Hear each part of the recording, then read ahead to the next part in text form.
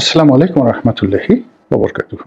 সম্মানিত দর্শক, বাংলাদেশকে কেন্দ্র করে আমেরিকা এবং ভারতের যে সম্পর্ক, এটি এখন রীতিমতো দা কুমড়ার সম্পর্কে পরিণত হয়েছে। আমরা জানি যে জনাব ডোনাল্ড ট্রাম্প এবং জনাব নরেন্দ্র মোদী, এই দুজনের মধ্যে একটা ঐতিহাসিক বন্ধুত্বপূর্ণ সম্পর্ক ছিল এবং ডোনাল্ড ট্রাম্প ক্ষমতা আসার পর তাদের মধ্যে প্রথম যে বিতণ্ডা, সেই বিতণ্ডাটা শুরু হয় বাংলাদেশকে কেন্দ্র করে। আপনারা জানেন যে বাংলাদেশে যা কিছু হচ্ছিল ভারতের ইঙ্গিতে, এবং ডোনাল্ড ট্রাম্প ক্ষমতা আসার পর যে তার পূর্বসূরি মিস্টার বাইডেন বাংলাদেশের কর্তৃত্ব সরাসরি নিজের হাতে নিয়েছিলেন এবং মার্কিন যে ডিপ স্টেট পলিসি হয়েছিল, সেই ডিপ স্টেট পলিসি অনুযায়ী মিস্টার ডোনাল্ড লু থেকে শুরু করে অন্যান্য যারা মিস্টার পিটার ডি হাস সহ আরও যে সকল নাম ইদানিং আসছে, তারা এবং তাদের দোসররা সবাই মিলে যেভাবে একেবারে ভারতের কর্তৃত্ব অস্বীকার করে শেখ হাসিনা সরকারকে উৎখাত করেছিল, তা নিয়ে শুরুর দিকে মিস্টার ডোনাল্ড ট্রাম্প বেশ বিরক্ত ছিলেন এবং তিনি আগামীতে কোনো ডিপ স্টেট পলিসি চলবে না, এরকম একটা মতবাদ তিনি দিয়েছিলেন। অর্থাৎ মার্কিন যুক্তরাষ্ট্র আগামীতে কোনো দেশে সরকার পরিবর্তনে একটি পয়সাও সেই দেশের ট্রেজারি থেকে আর বিনিয়োগ করবে না। দ্বিতীয়ত হলো যে এই ডিপ স্টেট পলিসির যে সকল কর্তা ব্যক্তি, তিনি তাদেরকে চাপে রাখার জন্য ওই আমেরিকাতে জর্জ সরোজ, যার সঙ্গে ডক্টর মোহাম্মদ ইউনূসের একটা ভালো সম্পর্ক ছিল, এবং জর্জ সরোজ ওই সময়টিতে ডিপ স্টেট পলিসির কারণে নানা দেশে নানা রকম যে অপকর্ম করে বেড়াতেন, তার ব্যাপারে ডোনাল্ড ট্রাম্প খুব, যাকে বলা হয় একেবারে কাটছাট সম্পর্ক, মানে হোয়াইট হাউসের ধারে কাছে জর্জ সরোজ এবং তার দ্বারা লোকজন ঢুকতে না পারে সেই ব্যবস্থা তিনি করেছিলেন। দ্বিতীয়ত, তিনি এসে তার মনোভাব এতটা শক্তিশালী অবস্থানে তিনি বসেছিলেন দুটো বিষয়, একটা হলো এই ডিপ স্টেট পলিসি, আর একটা হলো পুতিনের পক্ষ অবলম্বন করা এবং ইউক্রেন যুদ্ধ বন্ধ করার জন্য জেলেনস্কিকে চাপ দেওয়া। এবং এই কাজগুলো তিনি করেছিলেন মূলত তার বন্ধু জেলেনস্কিকে সহযোগিতা করার জন্য। আর দ্বিতীয়ত, বাংলাদেশের ব্যাপারে ডিপ স্টেট থিওরি, ডোনাল্ড লুকে চাকরিচ্যুত করা, পিটার ডি হাসকে চাকরি ছাড়তে বাধ্য করা, এই কাজগুলো করেছিলেন মূলত নরেন্দ্র মোদীকে খুশি করার জন্য। কিন্তু মার্কিন রাষ্ট্র ব্যবস্থা এতটা শক্তিশালী, সেখানে আসলে যে কোনো একটা সরকারি সিদ্ধান্ত বা রাষ্ট্রীয় সিদ্ধান্ত, এটা রাতারাতি ইচ্ছে করলে কোনো প্রেসিডেন্ট বন্ধ করে দিতে পারেন না। আমেরিকার ইতিহাসে দুজন খুব বিখ্যাত প্রেসিডেন্ট ছিলেন, জন এফ কেনেডি এবং মিস্টার বিল ক্লিন্টন। এরা দুজনেই যুদ্ধ বিরোধী ছিলেন, কিন্তু যুদ্ধবিরোধী থাকা সত্ত্বেও তারা কিন্তু পৃথিবীর যুদ্ধ বন্ধে তেমন কোনো গুরুত্বপূর্ণ ভূমিকা পালন করতে পারেননি। এমনকি মিস্টার ওবামার মতো শান্তিপ্রিয় প্রেসিডেন্ট রাষ্ট্র ক্ষমতায় থাকতেই পাকিস্তানের অ্যাবোটাবাদে সেই মার্কিন যুক্তরাষ্ট্র হামলা চালিয়ে ওসামা বিন লাদেনকে খুন করেছিল। এটা হবে মার্কিন পলিসি। অন্যদিকে একবার তেলের যে সিন্ডিকেট, তেল গ্যাসের যে সিন্ডিকেট, সেই সিন্ডিকেট ভেঙে দেওয়ার জন্য আমেরিকার ইতিহাসের সবচেয়ে শক্তিশালী এবং সফল প্রেসিডেন্ট মিস্টার রোনাল্ড রিগান, তিনি একটি পদক্ষেপ নিতে যাচ্ছিলেন, আর অমনি তার উপর আততায়ী গুলি চালায়, মানে একটা সতর্ক, তাকে ইচ্ছে করলে মেরে ফেলা যেত, কিন্তু না মেরে তাকে ভয় দেখানোর চেষ্টা করা হয় এবং মিস্টার রোনাল্ড রিগান তিনি ভয় পেয়ে যান। তো একইভাবে ধরুন এই যে ডোনাল্ড ট্রাম্প, তিনিও কিন্তু তার সাধ্যমতো চেষ্টা করেছেন। ইতিপূর্বে আপনারা জানেন করোনার সময়টাতে তিনি যখন প্রেসিডেন্ট ছিলেন, তিনি বুঝেছিলেন যে এটা একটা ফাঁদ বিশ্বকে ঠকানোর, এবং কর্পোরেট হাউসগুলো সারা পৃথিবীর মানুষকে ভয় দেখিয়ে ট্রিলিয়ন ট্রিলিয়ন ডলার ব্যবসা করার জন্য যেটা ফাঁদ পেতেছে, এই ফাঁদের সঙ্গে চীন এবং আমেরিকার কিছু কোম্পানি জড়িত। তো এই কারণে তিনি সরাসরি বললেন যে এটা কোনো রোগ না, একটা ভুয়া, আমি কোনো টিকা ঠুকা কিচ্ছু নেব না। ফলে কি হলো, তাকে কৃত্রিমভাবে জীবাণুর আক্রমণ তার শরীরে ঘটানো হলো, জোর করে তাকে হাসপাতালে ভর্তি করা হলো এবং তাকে টিকা দিতে বাধ্য করা হলো। এই হলো আমেরিকার প্রশাসন। তো যেটা বলছিলাম যে বাংলাদেশকে নিয়ে মার্কিন প্রশাসন যে ধারাবাহিকতা চালু রেখেছে 1953 সাল থেকে, 1953 থেকে, সেই পলিসিটাকে, সেই পলিসিটা হলো বার্মা অ্যাক্ট। অর্থাৎ এখানে তারা রেঙ্গুনে অর্থাৎ বার্মাতে একটা কর্তৃত্ববাদী শাসন ব্যবস্থা চালু করবেন, বার্মাকে ছিন্ন বিচ্ছিন্ন করে ফেলবেন এবং আমাদের পার্বত্য চট্টগ্রাম এবং আরাকানকে একত্র করে একটি রাষ্ট্র করবেন। এবং তাদের সেই যে 53 সন থেকে এই যে অপকর্ম বা এই যে মন মানসিকতা, এই মন মানসিকতার কারণে আপনি দেখুন সেই পাকিস্তান জমানাতেই আমাদের পার্বত্য জেলাগুলো উত্তাল হয়ে ওঠে। ওখানে শত শত খ্রিস্টান মিশনারি যারা রয়েছে তারা সেখানে তাদের ক্যাম্প স্থাপন করে। ওখানে যারা উপজাতি রয়েছেন তাদেরকে অর্থ এবং অস্ত্র সরবরাহ করা হয় এবং তাদেরকে বলা হয় যে তোমরা স্বাধীন থাকবে, সার্বভৌম থাকবে, তোমরা একটা পাহাড়ি জাতি। 1953 থেকে আপনি দেখুন, 53-এর আগে এমনকি ব্রিটিশ জমানাতেও কিন্তু সেখানে কোনো গন্ডগোল ছিল না। তো সেই গন্ডগোল পাকিস্তান জমানাতে ছিল।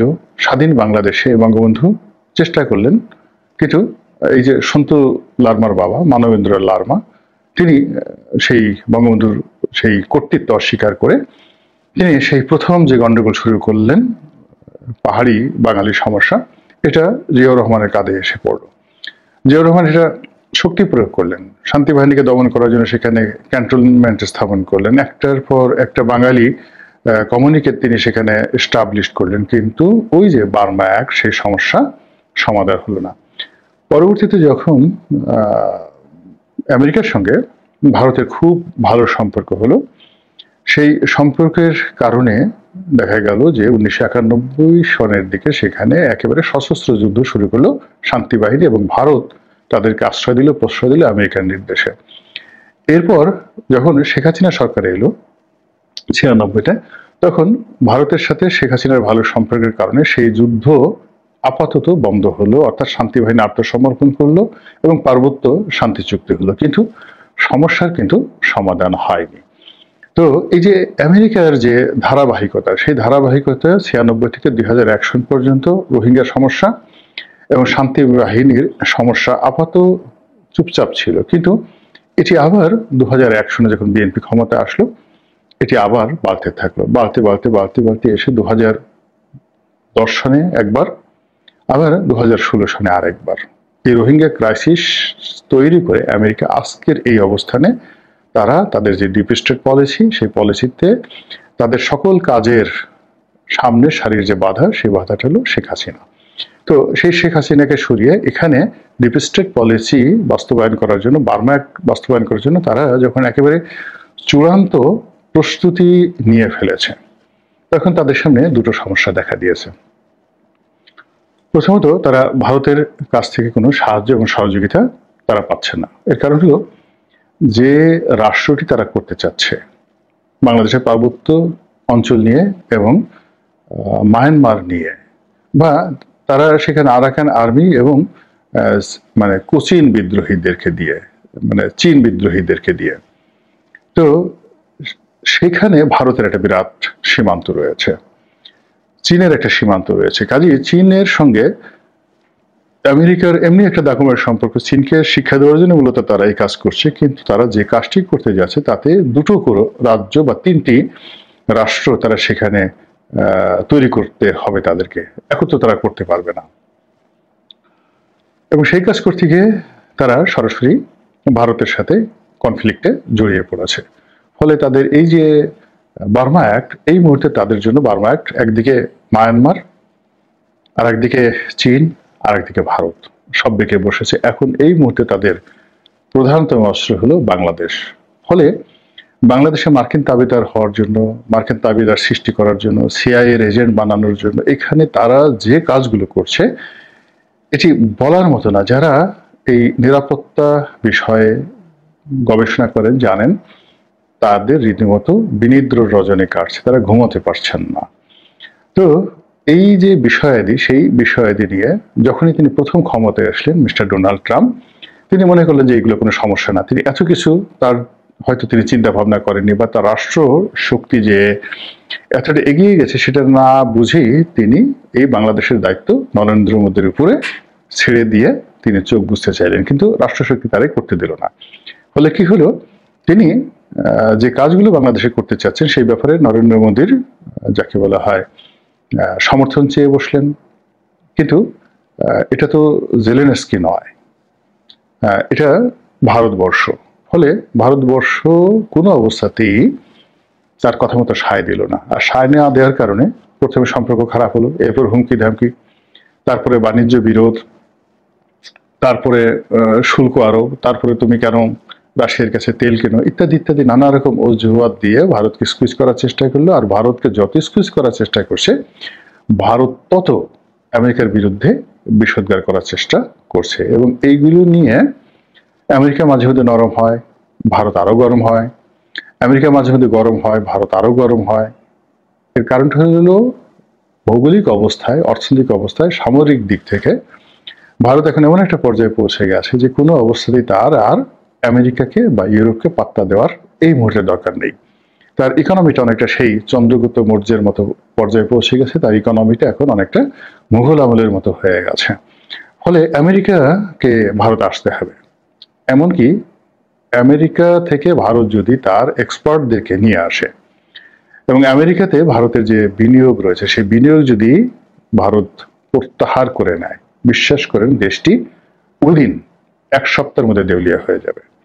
ফলে ভারতের কষ্ট হচ্ছে, রাজনীতি মোকাবেলা করতে গিয়ে তাকে নানা রকম ঝক্কি ঝামেলা পোহাতে হচ্ছে, কিন্তু তারা জিদ ধরে আছে এবং এখনো পর্যন্ত জিদ ধরে এমন একটা অবস্থায় রয়ে গেছেন যে স্বয়ং মিস্টার ডোনাল্ড ট্রাম্প একাধিকবার টেলিফোন করার সত্ত্বেও তিনি ফোন ধরেননি, মিস্টার নরেন্দ্র মোদী ফোন ধরেননি। এর মধ্যে আবার নরেন্দ্র মোদীর জন্মদিন গেল, ডোনাল্ড ট্রাম্প এখানে শুভেচ্ছা জানালেন, কিন্তু নরেন্দ্র মোদী তার অভিমান ভাঙলেন না এবং কোনো অবস্থায় বাংলাদেশের ব্যাপারে তারা ছাড় না দিয়ে বাংলাদেশ সম্পর্কে, মায়ানমার সম্পর্কে ভারতের যে কঠিন সিদ্ধান্ত সেই সিদ্ধান্তের উপরে তারা এখন পর্যন্ত অবিচল রয়েছে। এটা আমেরিকার জন্য একটা বিশাল থ্রেট। এখানে তাদের যে বিনিয়োগ এবং এখানে তাদের যে প্ল্যান, এই প্ল্যান এবং বিনিয়োগ দুটো যদি ভেস্তে যায় তাহলে পুরো রাষ্ট্র শক্তি রীতিমতো পশ্চিমাদের নিকট চ্যালেঞ্জের মুখোমুখি পড়ে যাবে।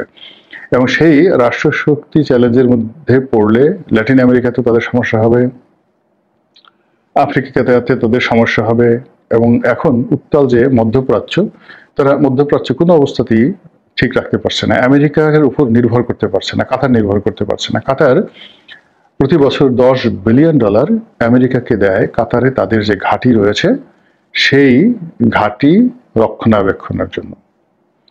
আর ঘন ঘন অস্ত্র কিনে। এই কয়েকদিন আগে ডোনাল্ড ট্রাম্প আসলেন, তিনি $234 বিলিয়ন অস্ত্র বিক্রি করে গেলেন কাতারের কাছে। আর সেই অস্ত্র কারা ব্যবহার করবে? ওই কাতারে যারা আমেরিকান সৈন্য রয়েছে তারা ব্যবহার করবে, তাদের বেতন ভাতা কাতার পরিশোধ করে। এত কিছু করার পর ইসরায়েল আক্রমণ করে কাতারকে মাটির সঙ্গে গুড়িয়ে দিয়ে যাচ্ছে, কাতার একটা টু শব্দ করতে পারছে না। একই অবস্থা সৌদি আরবিয়া। ইরাক ইরান যুদ্ধকে কেন্দ্র করে সাদ্দাম হোসেনের ভয় দেখিয়ে George W Bush, junior Bush, Saudi আরবের পবিত্র ভূমিতে যে মার্কিন সামরিক ঘাঁটি তিনি গড়লেন সেটা এখনো পর্যন্ত বহাল আছে। আর সেই ঘাঁটির যত ব্যয়ভার সৌদি আরবকে বহন করতে হচ্ছে, আর ওই মার্কিন সৈন্যদের যত অস্ত্রশস্ত্র সেটা সৌদি আরবকে কিনতে হচ্ছে। এবং কয়েকদিন আগেও সৌদি আরব সে অস্ত্র কিনল। এখন সৌদি আরব আমেরিকার প্রতি নির্ভর করতে পারছে না, এই জন্য তারা আবার একটা মৈত্রী চুক্তি করেছে পাকিস্তানের সঙ্গে, এবং পাকিস্তানের সৈন্যবাহিনীকে তারা ভাড়াটিয়া হিসেবে তাদের দেশে আলাদা ক্যান্টনমেন্টে স্থাপন করার সুযোগ দিয়েছে, এবং রাজকীয় প্রোটোকল থেকে শুরু করে অত্যন্ত গুরুত্বপূর্ণ যে কর্মকাণ্ডগুলো রয়েছে সেগুলো পাকিস্তান সেনাবাহিনীর হাতে সৌদি আরব ছেড়ে দিয়েছে। ফলে মধ্যপ্রাচ্যে কিন্তু আমেরিকার সেই অবস্থা নেই, আগের মতো নেই। এবং এটা আগামীতে ইসরায়েলের যদি বাড়াবাড়ি বা নেতানিয়াহুর বাড়াবাড়ি সে কমাতে না পারে তাহলে মধ্যপ্রাচ্য যাবে। আর অন্যদিকে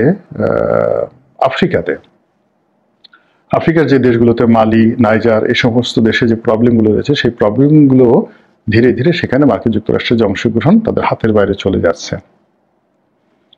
আর এই যে তাদের এত সমস্যা, সেই সমস্যার মধ্যে তারা যে স্বস্তির নিঃশ্বাসটুকু শেখ হাসিনার পতনের পর ফেলতে চেয়েছিল যেভাবে তারা পাকিস্তানে ইমরান খানের জমানাতে স্বস্তিতে ছিল না, কিংবা আফগানিস্তানে তারা কখনোই স্বস্তিতে ছিল না। বাংলাদেশ নিয়ে তারা যে স্বস্তি অনুভব করতে চেয়েছিল, সেখানে নরেন্দ্র মোদীর যে আচরণ, এটা কোনো অবস্থাতেই ডোনাল্ড ট্রাম্প মেনে নিতে পারছে না। ফলে তাদের উভয়ের মধ্যে এখন ইতিহাসের সবচেয়ে সাপে নেউলে দাগ সম্পর্ক যাচ্ছে, এবং এই সম্পর্কটা শীতল করার জন্য তিনি হয়তো খুব দ্রুত ভারত সফর করবেন, কিন্তু তাতে সমস্যার সমাধান হবে বলে আমার কাছে মনে হচ্ছে না। মহান আল্লাহ আমাদের সবাইকে হেদায়েত দান করুন এবং হেফাজত করুন। আসসালামু আলাইকুম ওয়া রাহমাতুল্লাহি ওয়া বারাকাতুহু।